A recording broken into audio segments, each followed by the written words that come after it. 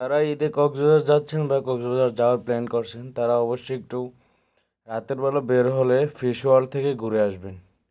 Adinath fish world Cox's Bazar থেকে বেশি দূরে না, 300 টাকার টিকিট। বাট যেরকম ভাবছিলাম ওই রকম না, তারপরে সুন্দর আছে। আপনারা যাওয়ার চেষ্টা করবেন, ওইখানে গেলে এক্সপেকটেশন হবে ভালো অনেক কিছু। তারপর নতুন কিছু দেখতে পারবেন, নতুন নতুন মাছ। এখানে এরকম অনেক মাছ আছে যেগুলো আপনারা দেখেনও না জীবনে বা নামও জানেন না। বাট একটা জিনিস খারাপ লাগলো যে মাছগুলা দেখছিলাম এরকম, বাট গেলে এরকম থাই মেসেজ দিতে পারেন, মালদ্বীপের মেসেজ, মাত্র 200 টাকায়। আমরা টাকা লাড়াই হতো দিনে 10 মিনিট বয়ে আসছিলাম, 200 টাকা দাঁড়াই দিছি দিয়ে ফোলামায় ফ্যাম করে।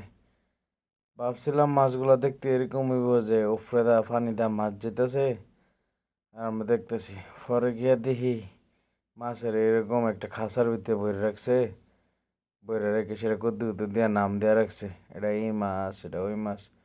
এটা ভয়ঙ্কর মাছ, মাছের নাম নাই। ভয়ঙ্কর মাছ কে আর আমার খাইতে পারবো? এটা তো একটা কাছের ভিতরে আটকে লইছে। এটা কি মাছ আবার?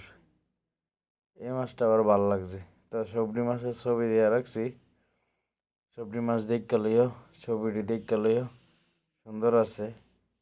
এটা তো যেমন ডলফিন, একটা মাছ ছাড়া আর একটা মাছ আছে না, কয়েকটা মাছ আছিল ফাঙ্গাস টাঙ্গাস, এগুলো আবার দেখছিলাম। এদের ছবিটি দেখতে লইও, ছবি মাছের নাম তো জানি না, কি নাম কইতাম, এটি জীবনে প্রথম দেখছি। গেছে সাগরের মধ্যে কয়েকটা পরিচিত মাছ আছে, এছাড়া আর একটা মাছও চিনি না।